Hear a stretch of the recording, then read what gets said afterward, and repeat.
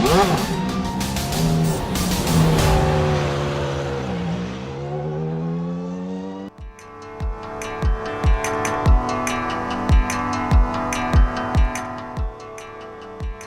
everyone, welcome to a new season on iRacing Season 4 2020. It's round 1 at Watkins, Glen International for the Grand Prix Legends Series live right here on the global SimRacing channel. Don't despair, your favourite commentary duo has not been split apart, but unfortunately your favourite Austrian is sick and your favourite Australian steps in. My name's Ryan Jones, and alongside me is also Ryan Walker. Sean Ambrose behind the scenes, work on the cameras, using the cameras provided by Dougie Beard. Why don't we dive down then and take a little bit of a closer look at the Watkins Glen facility with our GSRC track guide.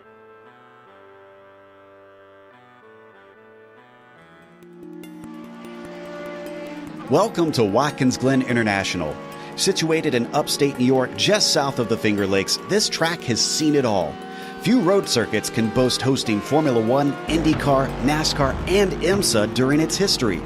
Though it did have a brief fallow period in the early 80s, thanks to the investment of local companies, it's grown into one of the premier road tracks in the U.S.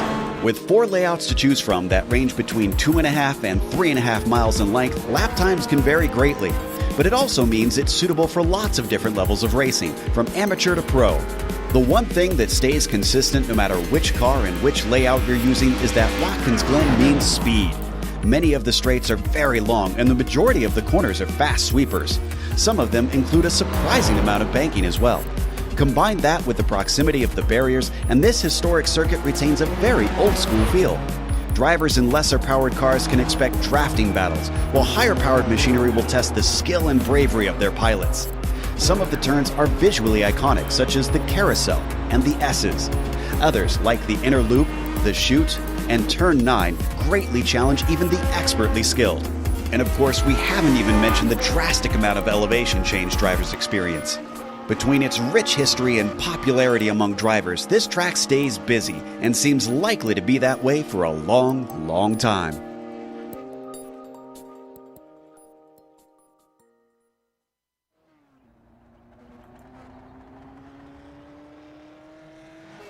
There's a look at the GSRC track guide. Gotta say, it's looking a bit darker right now than it did in those glorious shots provided to us. So, what more can you tell us about this racetrack, Ryan? Yeah, this track is absolutely fantastic. It's one of my favourites on the iRacing service. And yeah, it's had a history of running real life series like the IMSA series, formerly known as the WeatherTech Sport Cars Championship. And it hosts NASCAR as well. But some little details about the track that we'll be racing at today. We will be using the classic layout, or the classic book layout rather, which has got 11 turns. Is 3.4 miles or 5.47 kilometers if you prefer to use that, and it is located close to New York. Yeah, and located in the New York State it is, and the classic layout takes away my favorite part of the racetrack, the dog leg or the bus stop, whatever you want to call it. But it does add some wild moments down into that carousel. Big thanks go to everyone, really. But what I was going to say is, if you want to get your company involved with the global SimRacing channel, you can, because with over 1 million impressions each and every month, it is a fantastic opportunity to get your brand seen by a broad audience. Just head to the link in the description to find out more about that. Last season, we wrapped up a fantastic 12 or 13 weeks of action, and these are how the championship standings looked at the end of that. Ryan, talk us through it. So yeah, the championship at the end of last season in the final round at Daytona was an absolute thriller.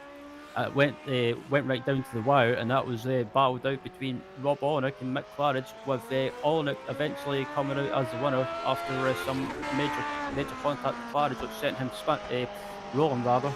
But Ove Tringred from Norway finished in third place.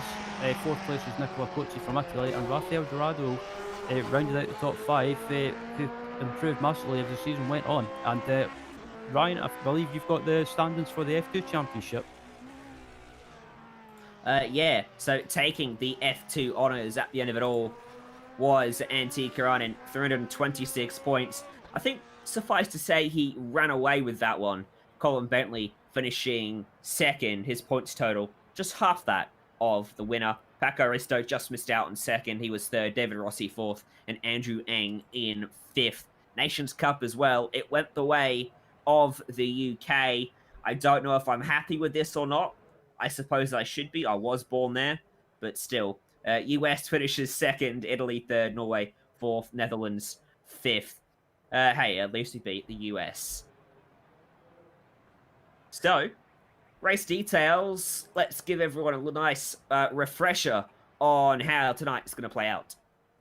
So yeah, if you're a newcomer to the series that's racing in it or just watching, and you're wondering what the details are, this is the first round of a 12-round season. Last season it was a 13-round season because I can't remember why, but anyway, it's 20 laps of a standing start, and the setup is open as always. So if you want to make any changes, tyre pressure, camber, ride height, that sort of thing, you're free to do so. The incident limit is 17x. That'll be a penalty, and if you get to 25x or over, you will be unfortunately disqualified from the race. Yeah, that's not great. Hey, we've been saved. Huzzah, the bus stop is here. My favourite part of the circuit will be in use today. So we'll see these Lotus 49 beauties getting through their single file, one would hope. It's certainly not a place where I'd encourage side by side, but it is a place where the opportunistic driver can potentially pull off an overtaking opportunity. So, right now, in qualifying, 2 laps, 8 minutes to do so. Mick Claridge is fastest after the first lap, a 45.378, 3/10 in hand over Rob Olichnak in second, and Claridge now coming into that bus stop.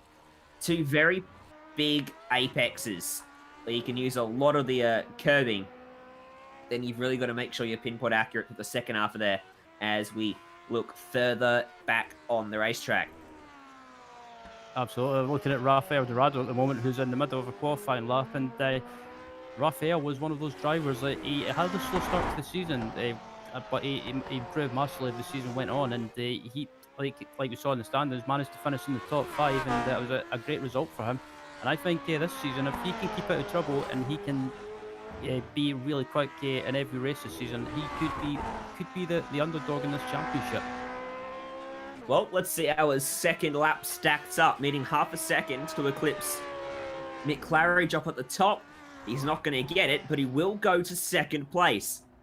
Not bad at all.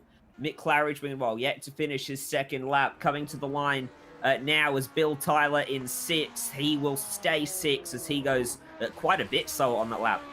Dare say he's made a mistake somewhere around this 5.4 kilometer circuit. Here comes Mick Claridge then. Can he improve on a 145.378? No, he can't. Goes half a second slower. And what about Pavlovsky? Sitting 17th. No longer 17th. Make that 11th. That is a very good improvement. That was a good improvement indeed, but I was expecting him to be further up the grid as we look at Yuri Giesen now coming around the final few corners to complete his lap, and yeah, Giesen's one of those drivers. He seems to race in anything that he's a massive fan of racing and just jumps into anything. We saw him in the Camel GT series coming around the final corner now to complete his qualifying lap, and it looks like he might improve as he comes across the line now. No, he doesn't improve. Only half a tenth away from improving. Well, consistency is there at least, which will pay off well in our 20-lap race. That's a locked inside front from Chris Murakami.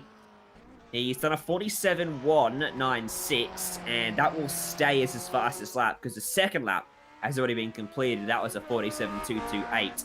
What he could do here is practice his pit entry. Antonio Rees is 13th. He's also on lap number 3. So he will probably turn right, or extra right when he gets off the final corner here. Nope, you're going to keep on going. Why not? Gary Teal as well, still circulating. He is still on lap number 2. With 28 seconds remaining in the session, I'd say his chances of getting to the finish line stand at nil. So unfortunately, no matter how good this lap is, he won't improve. Yeah, it's just that it looks like he might just run out of time, and it looks like, judging by the standings at the moment, it looks like everyone's basically done all their qualifying laps. They have, so you know what time it is. It's time to look through our starting grid from Watkins, Glen. Here, the Grand Prix Legends, Season 4, 2020. Mick Claridge is on the pole. Rafael Dorado will start from second. Rob Olnick starts from third. Nikolai Kochi starts from fourth. Ove Trengreed starts from fifth. Philippe Lake from sixth. Bill Tyler, seventh. Alessandro Perughi in eighth. Sebastian Tixier in ninth. And Gary Thiel in 10th. Germany's Roman Pawlowski starts in 11th. Alongside him is the Dutchman Yuri Giesen. Antonio Rees starts in 13th, with Marikami in 14th. 15th is Marlon Williams. Thomas Torp in 16th. Paul Forster 17th. Robert Plumley in 18th. PJ Gowdy, good to see him in the series, starting in 19th. And rounding out the 20 is Jan Lehmann. Last 4 drivers on the grid will be Lars Olsen, John Vitrano, Osmar Schultz, and Colin Bentley. 24 drivers. He was the only one not to set a time, but he has gridded up. So we will see him. Weather for these drivers is pretty standard. Not too hot, not too cold. 36 degrees Celsius out there on the racetrack. 26 degrees air temp. Bit of wind, bit of humidity. As I've always said, I've yet to delve that far into the meteorologist's degree. I don't know what effect that's going to have. And there's the Fahrenheit conversions for all of you US citizens out there. Just waiting on the last few drivers to grid up, and then the glorious sounds of these Lotus 49s will be, well and truly, music to the ears as we get underway for the first time this season on GSRC in the Grand Prix Legends Series. There's the lights, there's the revs, looking for the green. Lights out, green flag, away we go. And that is a fantastic start for Mick Claridge. And Dorado's having to cover because he has got a whole lot of pressure from behind as we fall into turn 1. There's contact. And getting shuffled out to the outside was Kochi. I think he's got away with it. Yeah, that was a great start by Mick Claridge. He managed to get off the line beautifully and with no issues. And Dorado might have just got too much wheel spin off the line. But Claridge is going away slightly, and Dorado is the one having to watch his back. Oh, Philip Lake almost understeering into the Armco on the outside, on the exit of the S's there.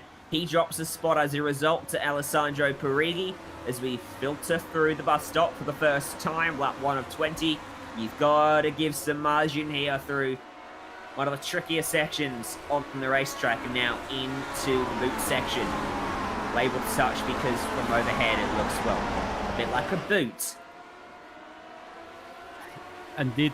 And it looks like at the moment everyone's managed to survive so far on lap 1, and there's not been any issues from what I can see. So Claridge leads us. Dorado has retained second. In third, it is still Olinik. Trangarol has gained 1 up to 4th, and Kochi's dropped 1 back to 5th. So that's the only changes there. Alessandro Perughi's picked up a couple spots though, and Lake's dropped 1. Tixier's up 1. Gary Thiel as well. They are all stacked up behind Yuri Giesian though. Bill Tyler trying to find a way by, and Antonio Rees looking for a route through. You could add Chris Murakami to the mix as well. Rees almost lost it. Gathers it up. Yeah, that was a great save by Antonio. He got sideways on the entry, and I thought he was going to spin into the wall, but he amazingly managed to save it and keep hold of the car, and yeah, still managed to keep going.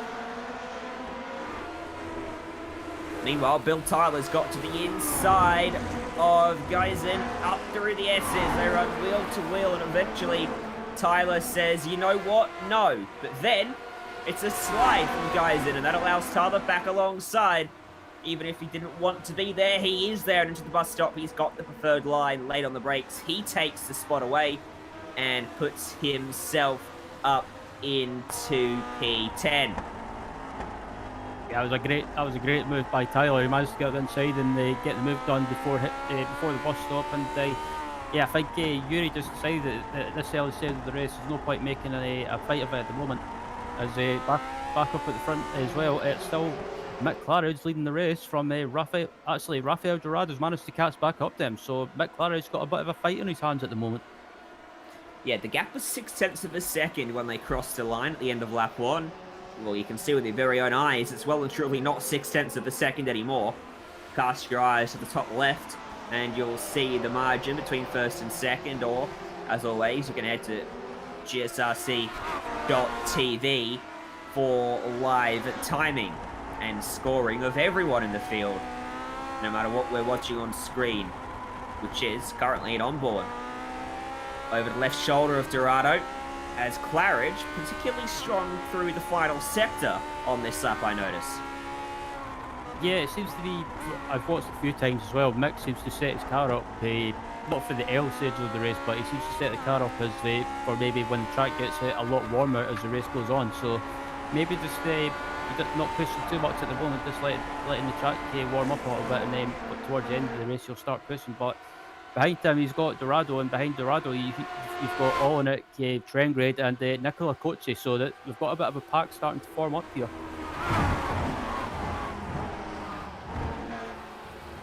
With the relatively long back straight as well, you can expect a little bit of,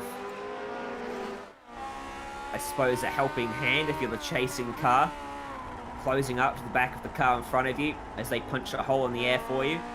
I mean, these cars aren't exactly the cutting edge of aerodynamic efficiency, but it's still a point to be made. Absolutely. As they come round, there's the long right-hander and Claridge and Dorado now actually starting to pull away a little bit from the rest of the pack. So maybe I doubt it, but maybe these two are maybe working together just to try and pull away at the moment.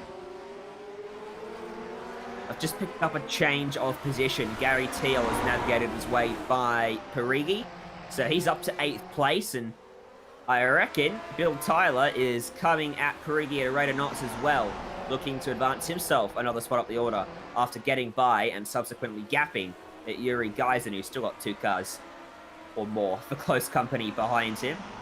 All of these drivers in your shot now. There's Geisen, a few car lengths off the back, with a host of cars lined up behind him here as we run off the exit of the last corner, the final corner of Watkins Glen. Quite nice to drive because it tucks you into the apex. The exit's not quite the greatest though, because the track flattens out a bit. The camber falls away and you can understeer very quickly once you get out of the camber. There's up through the S's, carrying all the speed and almost sliding in some cars through here. Imagine in these cars, probably a bit of sliding going on up the hill.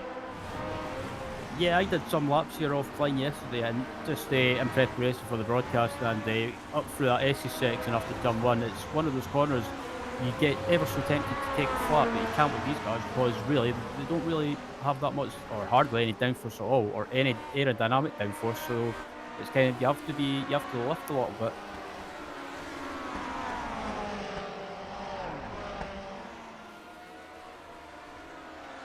As Geeson's still under attack from Chris Marikami at the moment, and Chris Marikami is riding on board with Chris as well. He's one of those drivers. He's not the quickest driver, but sometimes he can be right up. He can be up there getting decent results. And at the moment, he's sitting in 12th place and just a couple of positions outside the top 10. How good's that camera angle as well? You can see how the front left wheel works. Not just left to right, but up and down as well.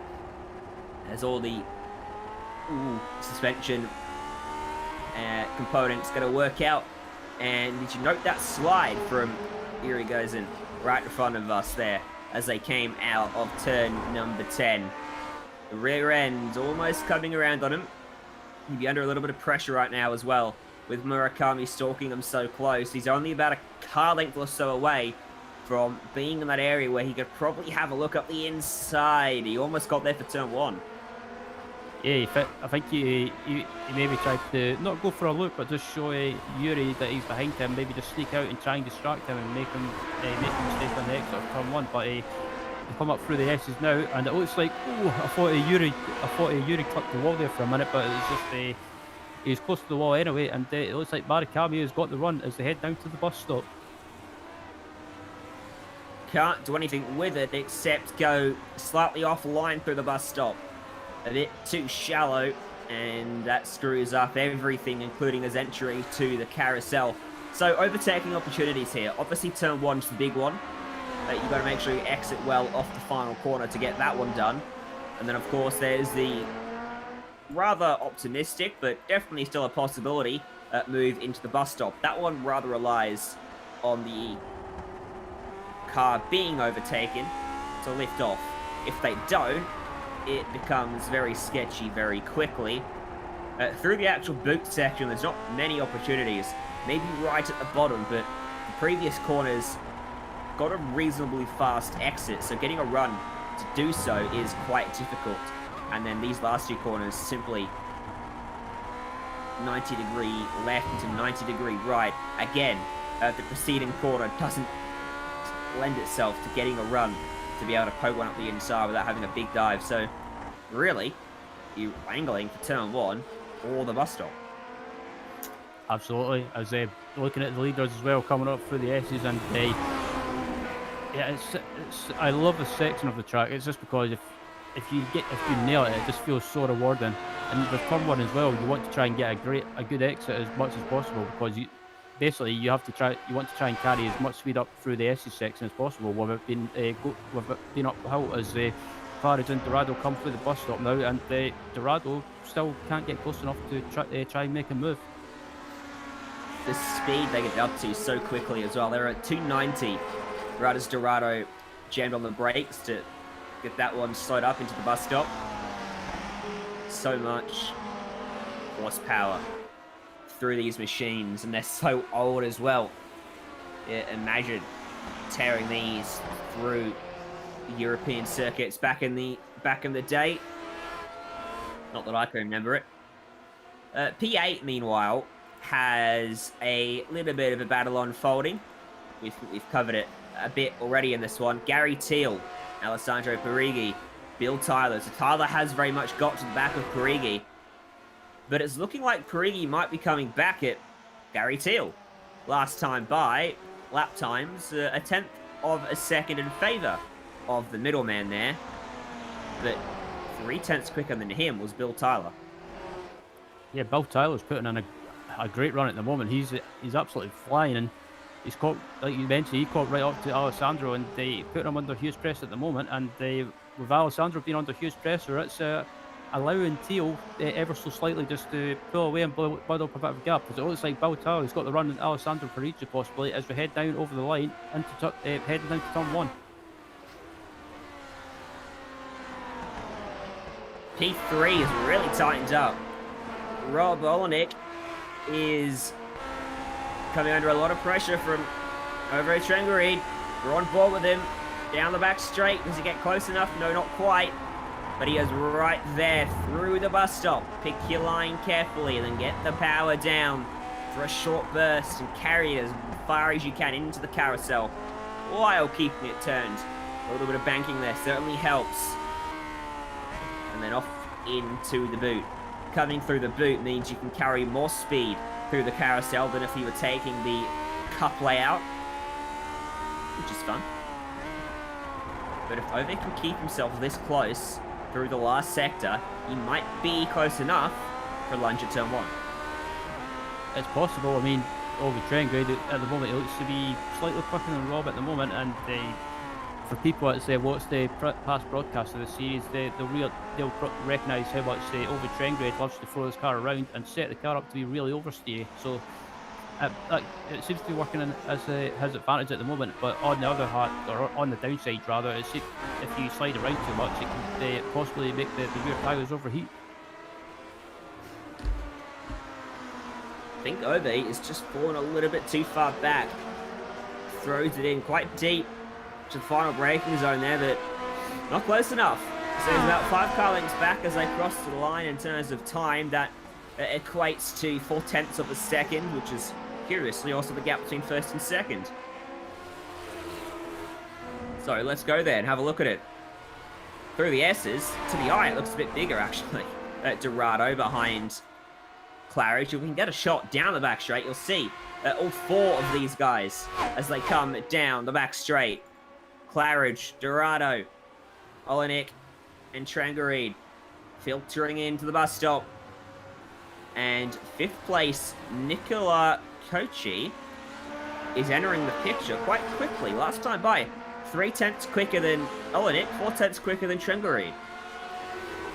Yeah, he's just been he's been putting down consistent laps at the moment, and just been not doing anything silly, and he's catching right up to Ovi and Rob in front of him, and we could be on for a freeway battle for the final step on the podium. And Nicola has been one of those drivers that he's been quick in the car at times, but he's just not had the luck. And yeah, if it wasn't for having bad luck last season, he could have been up there challenging for the championship. Ooh, Trangarede just had to catch a little snap of oversteer as he fought for traction exiting the corner, and then fighting for traction through the next corner was the man in front of him, Rob Olenek. And that'll make Ove's eyes light up just a little bit. And still, has he done enough on this lap? Put himself in prime position for turn 1? No, not quite. Runs a little bit wide out of the final corner. Nicola Kochi gets ever closer. Another 45.5. So that's 2 laps in a row at the same lap time. This time it's half a second quicker than Olenek and Trangarede, who goes slower than the previous lap. So looking really good if you're Nicola Kochi, but can you pass? Is the question. That's a good question indeed, and as they come up to the exit of the S's, it looks like Trangarede might have a run on Olenek as they head up to the bus stop, but he's not close enough.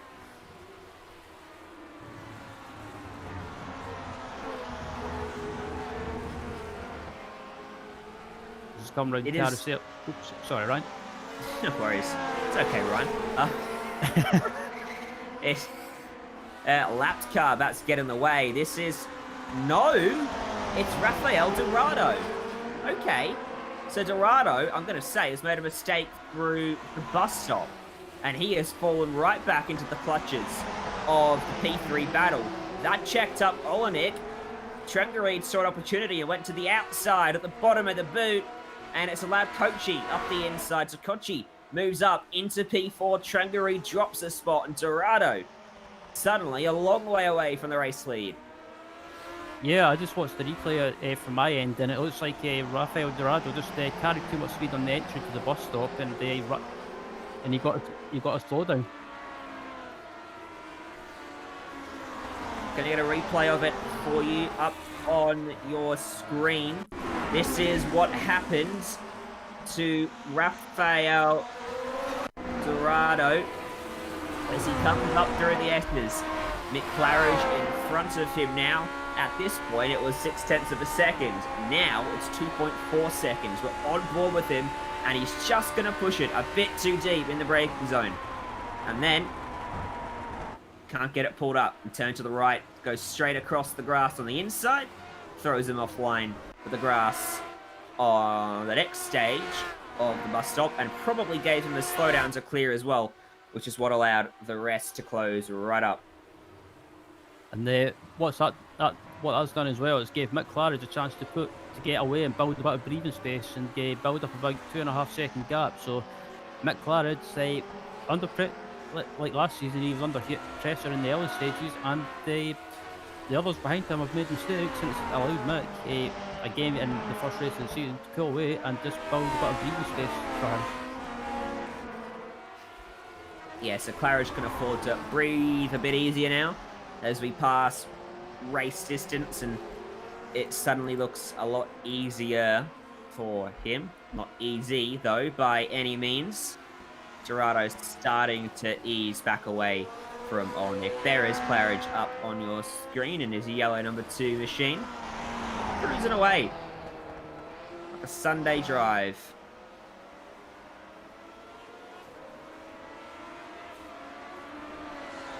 Gary Teal, meanwhile, was still being shadowed by Parigi and Tyler, but still it seems neither of these two chasing cars can get close enough. It's really seeming like they're just struggling to pass out there today, right? Yeah, that's found with these cars as well. With in a way, I think the slipstream, it doesn't really matter as much in this car, but around a track like Watkins Glen, if you're stuck in the slipstream, especially in a pack, it just makes it difficult to try and make a move. So at the moment, I think Gary Teal, he's doing a good job holding on to this P8, and but Alessandro and Bill Tyler are just still waiting in the wings if he makes a mistake.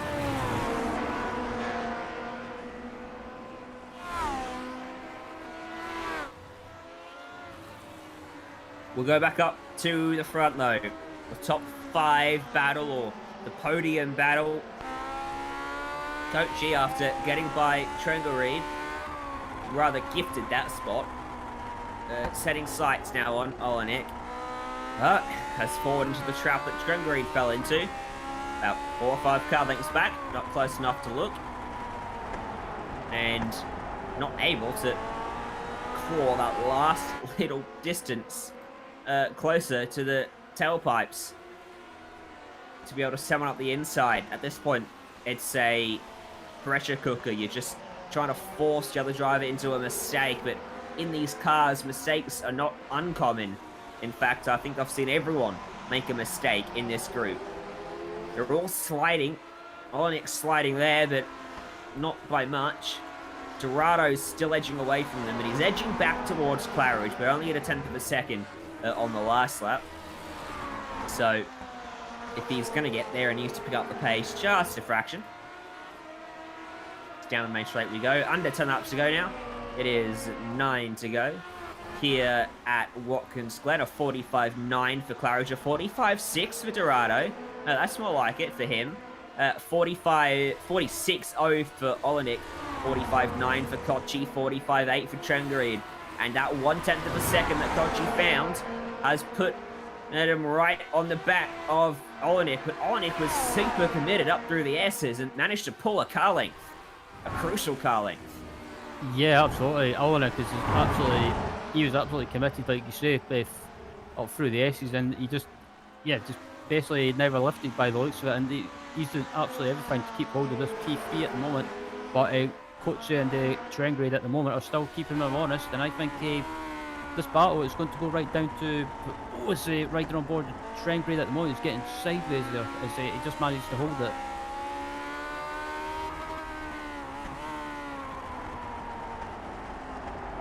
Oh, that's definitely a mistake from Olenek. He was much wider than he's ever been through there. He's certainly sliding more than the others at this stage, I would think. And Kochi went very deep on the brakes and thought about looking up the inside. It forced Olenek just to open up the steering a little bit. And he ran wide again, and now he's defending as Kochi is right there with him. One of the best opportunities we've seen today to make a move, but going to the outside of that corner is almost suicide. Because you're coming over a crest and turning so far delayed, you lose more than you can ever gain going around the outside there, as displayed by Kochi for us. Back to square one. Yeah, absolutely. As we come across the line now, and we've got eight laps to go, and Claridge still is just by himself. Dorado is pulling away from these guys, and they've still got this 3-car battle for third place.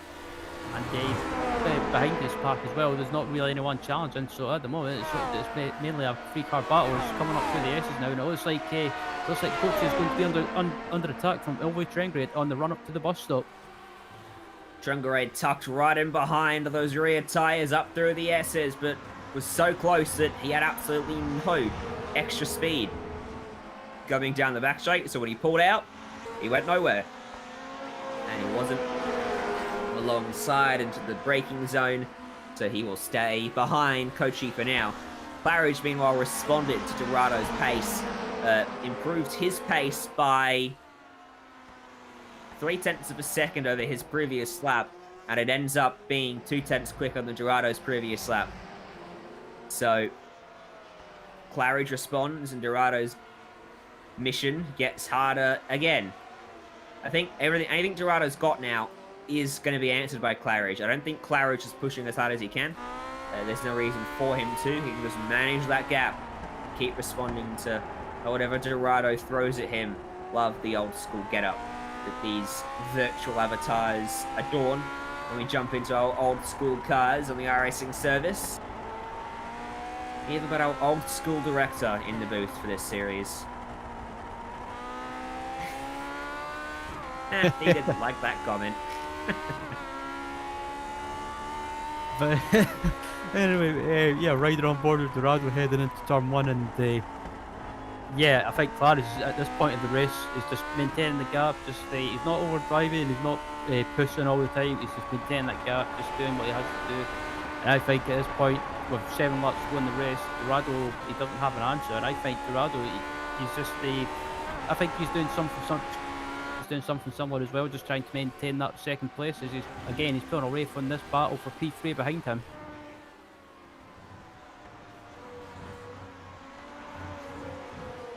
Olenek was completely sideways through the S's, but despite all this slipping and sliding he's doing, he's maintaining pace.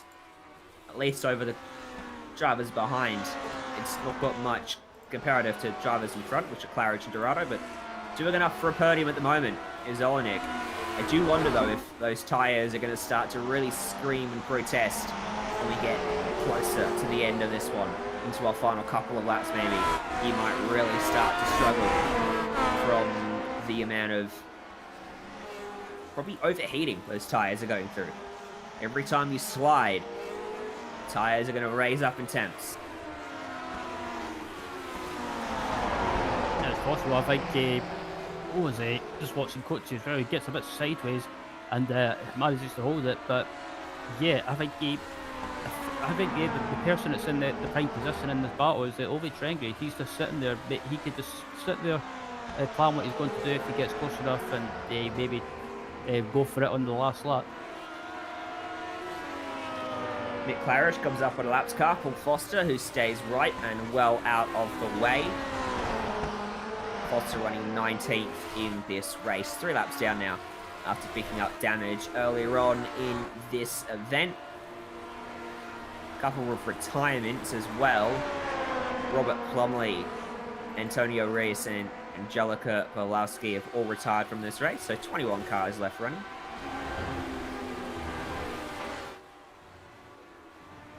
It's still a good number of cars running, and I think it's a good. Whoa! Ooh.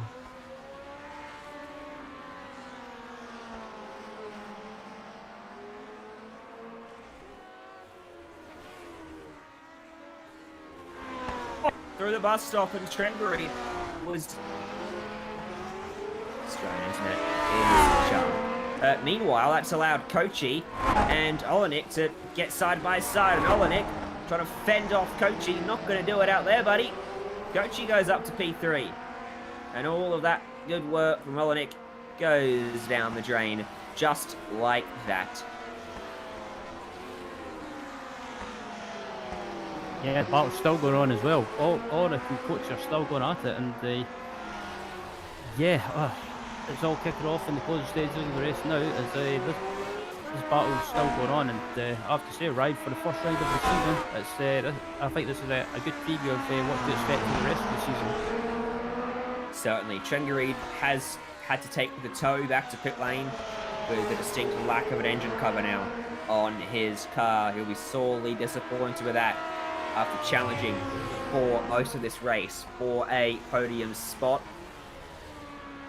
Now just 5 laps left in this 20-lap opener for the season, as up front, Mick Claridge carrying a 2.8 second advantage, still responding to everything Dorado throws at him, and overall is the quicker car. The gap has opened up over what it was a few laps ago. Even though Dorado was 2 tenths quicker last lap, I expect that Claridge will probably be quicker again on the next one. Kochi in third is I can't do math, 2.6 seconds behind Dorado, sitting in third, and has about 6 tenths in hand over Olenek in fourth. that battle between Greedy, Teal, and Tyler. Well, Greedy finally got by Teal and has ran away, but Bill Tyler has not been able to do so.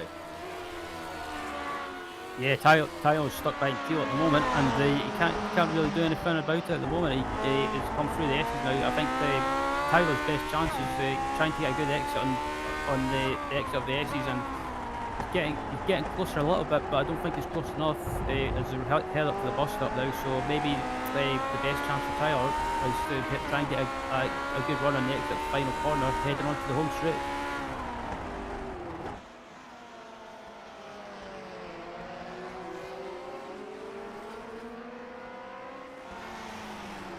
Up the hill, a little bit of elevation change.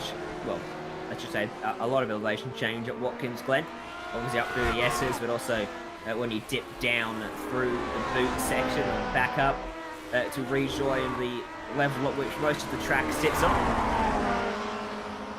Tyler, last lap, was quite a bit quicker than Gary Teal, 0.4 of a second. On this lap, Teal improves by quite a bit, and Tyler does the same time, so Teal actually pulls away by a 10th. 4 to go now.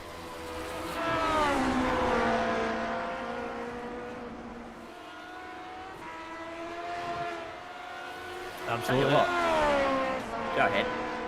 No, I'll let you finish. I tell you what, after being released, Nicola Cocci's pace is pretty good. Quickest car on the track last time, bud. Yeah, I was just watching his lap times as well. His pace is absolutely just picked up big time, and I don't know if you can or not, but I'm just looking at the Rafael Dorado as well to see what the gap is, and actually looking at it, Cocci is not too far behind when you think about it. If he can just keep doing some clean laps and some clean hot laps, if you like, I think he might be able to close that gap down there possibly. Yuri Geisen just run into an issue. Sitting in 14th. Yeah, that is an issue. Here's a replay. And it's already happened by this point, so through the bus stop. Expect it to be the trouble spot at this point already. No nose on the car. And then there she goes. Oop, oop. Yeah, Whoop. there it goes. Yeah, I think. And Yeah, I eventually think ended up might have on just the lost. track. I was just about to say, he might have just lost it in the bus stop, and just with the damage, it might have just affected the handling. But unfortunately, that's it over for Yuri. But back up at the front, Mick Claridge is still leading with a good gap behind him, a 2.5 second gap, and maintaining that gap to Rafael Dorado. And it all seems to have, hopefully I'm not jinxing it, but it all seems to have, Mick Claridge gets a bit, he goes a bit offline in the middle of the bus stop, but not jinxing it, seems to be having a good start to the season. That's the second noticeable mistake I've seen from him in the last lap. He sailed off down into the bottom of the boot and ran quite a bit wide as well last time by. And then there through the bus stop, he drops it into the grass. So I wonder if he's been running his tyres pretty hard. Remember, Olenek was running his tyres through many slides. His pace hasn't dropped off as I thought it would. Nicola Cocci is no longer pulling away from him at a rapid rate of knots. Yeah, absolutely not. As Olenek is still real close to Cocci, and it was a shame he lost the car from this battle, because it was a 3-car battle for the final session of the podium, but now it's down to 2. And I think if I'm all on it, I would rather just wait behind Cocci, plan what I'm going to do, and if I'm close enough on the last lap or the final couple of laps, and I get a run, then that's when you pounce. Well, let's see if he agrees with you. Another poor lap from Claridge as a result of that mistake. His gap shrinks to 1.9. Cocci, Olenek, Dorado all quicker than him on that lap. Up through the S's. Is Olenek close enough into the bus stop? Not quite. A few lapped cars. PJ Gordy and Osmar Schultz getting navigated by the race leaders as well.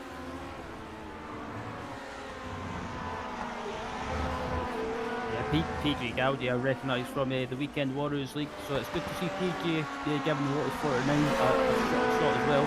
And in 20th, but he's still going. But it's oh, that's tight. That's 4 wide. Hello. That was 2 laps cars getting caught at the same time by 2 other cars that were side by side of the lead lap. Colin and Olenek are still wheel to wheel. They've almost touched about 3 or 4 times, and Olenek goes real deep, too deep, into the bottom of the boot. That corner is catching them all out today. That is a tricky corner. It's one of those corners that you don't want to run too wide, because you've got a bit of slippery concrete in the middle of the corner. And if you get on that, you just run wide, or you understeer wide basically. But Coachy, or all in it rather, just about ran wide, so wide. Is it Coachy's around? And that is going to be heartbreaking for Coachy. Remarkably, only loses 1 spot to Olenek. Here's the onboard. Was there contact? Bump through the car. Look at this from the rear view. Yeah, right. Looking at the rear view, looking at Olenek, and I wonder if Olenek, it looks like he just might have Coachy might have just missed the apex, or missed the entry ever so slightly and just ran wide. And Olenek must have thought there was a gap there and went for it, and it unfortunately ended up in contact. As it looks like we're on to the final lap.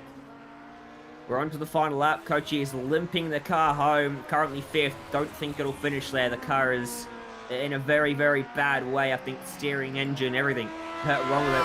There was a massive battle for P6 as well in the background. But up front, Mick Claridge is having the time of his life.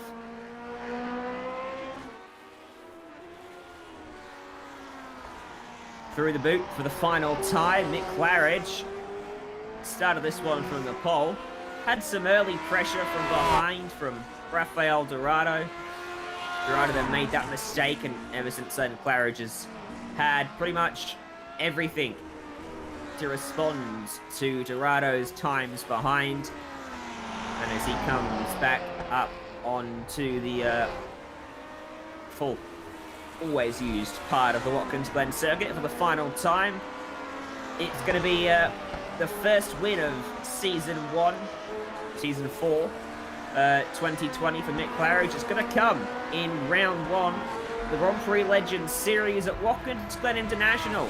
Mick Claridge gets it done. He gets his checkered flag, and let's go back to that P6 battle. Gary Teal has just been unceremoniously catapulted out of 7th by Bill Tyler, and that has allowed Alessandro Parigi to pull away from them into the last couple of corners. Coachy, meanwhile, has dropped all the way back to 9th.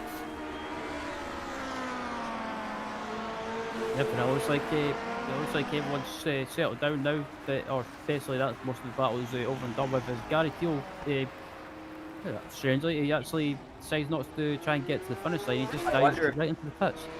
I wonder if he's picked up 17 incidents right in the final lap there and had to serve a drive-through, but he's had to come to pit road. We'll see where he gets churned out in the timings at the end of this then, as he crosses the line in pit lane. Let's go to a break here on the Global SimRacing channel. Stay with us on the other side of this. Your 4 results from Watkins Glen.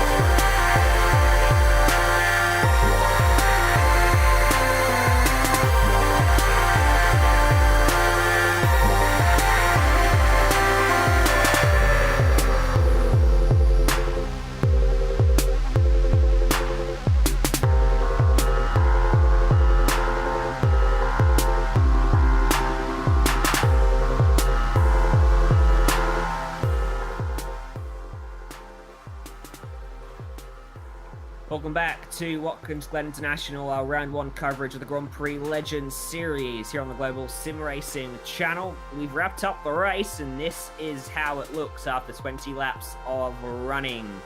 Mick Claridge winning by 2.2 seconds over Rafael Dorado. Rob Olenek finishes in third. Philippe Lake in fourth. Alessandro Perilli fifth, ahead of Bill Tyler in sixth. Chris Murakami finishes 7th, Thomas 12th and 8th. Nicola Coach should be wondering what could have been with only a 9th place finish. Marlon Williams 10th at the end of that one, 49 seconds back. Finishing 11th was Colin Bentley after starting 24th, a great result for him. 12th after starting in 22nd was John Vetrano.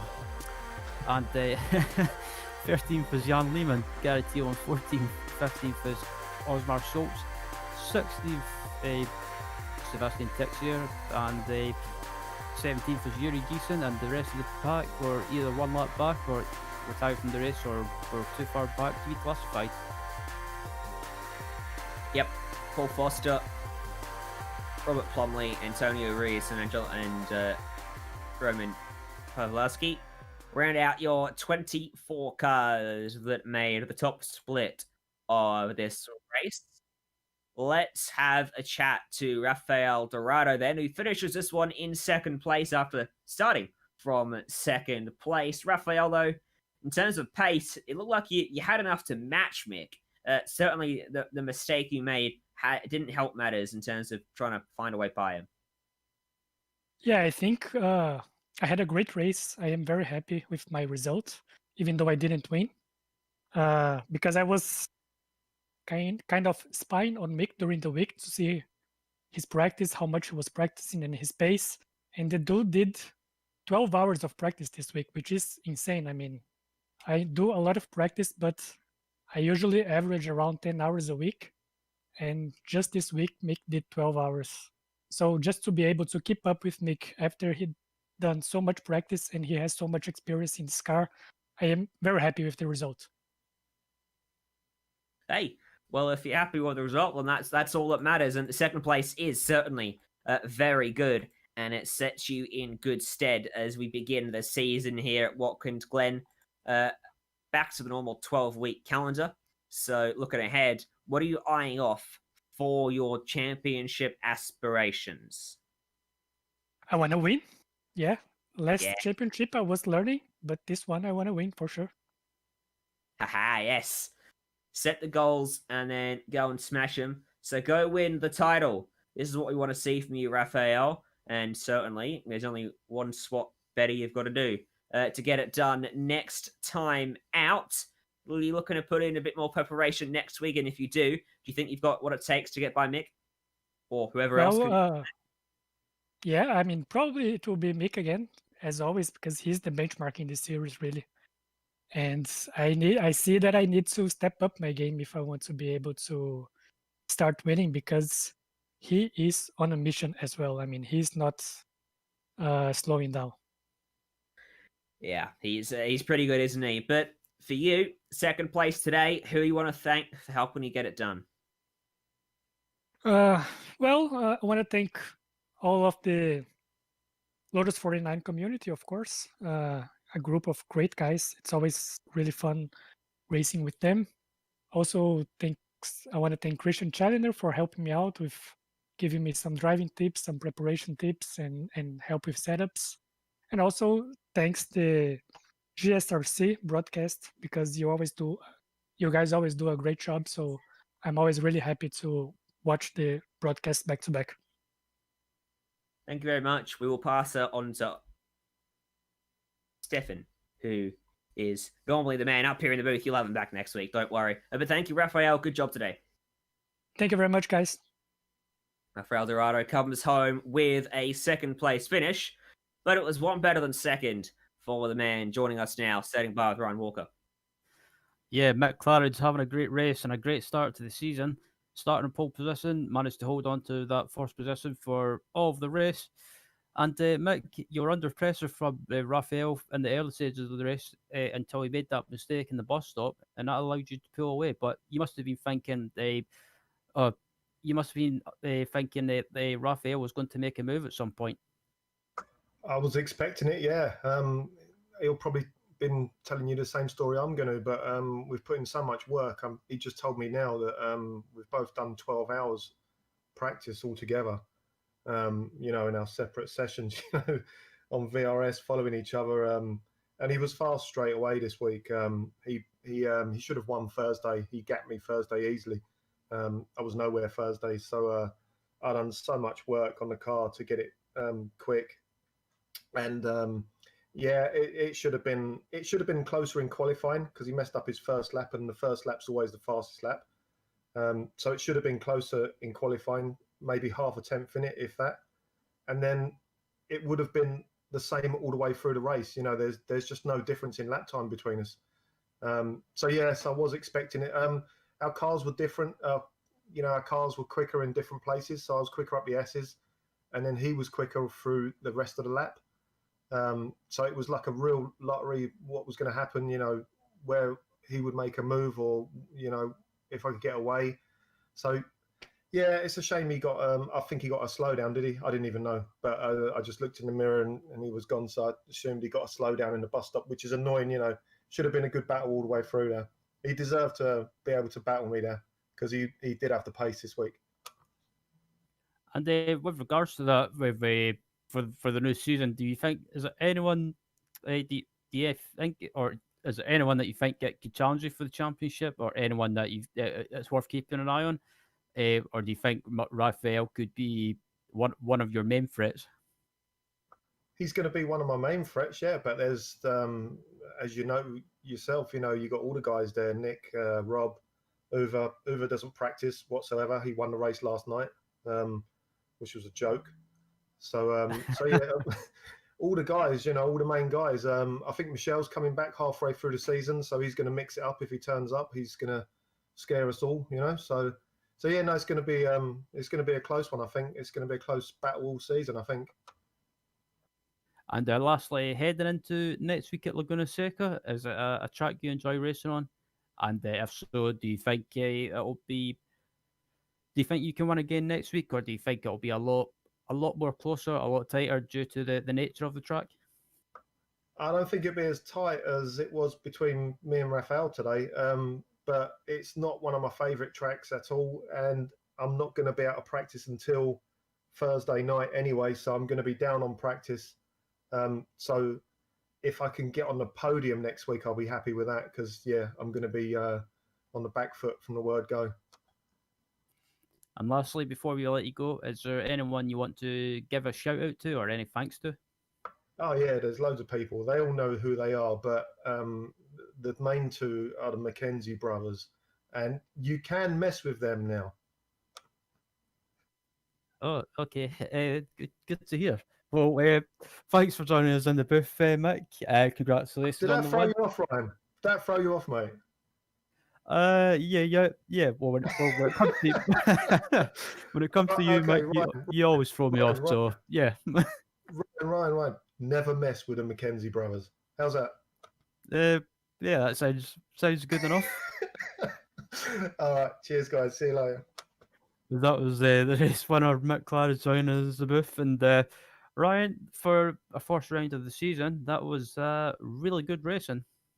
It was, and it sets a good benchmark and a precedent for the rest of the season to follow. But that does us for today's show here from Watkins Glen International. So as always, a big thanks to all the companies that provide the software and hardware for our broadcasts, which are listed there on your screen, as well as Unilon, who provides all of our music. You can see the screen for how to get a hold of any of them. Big thanks as well to Sean and Ryan here with me today in the booth. If you want to find out more about GSRC, you can find it on globalsimracingchannel.com or on social media at GSR Channel on Twitter, Facebook at Global Sim Racing Channel, on Instagram at GSRC_Gram. Make sure to hit subscribe to us on YouTube as well. And check out the other races you've got coming up listed there on your screen. And hey, mark them down in the calendar because they will be good fun. But for tonight, from all us here in the booth, thanks for joining us. And until next time, race clean, race hard, and we'll see you on the track.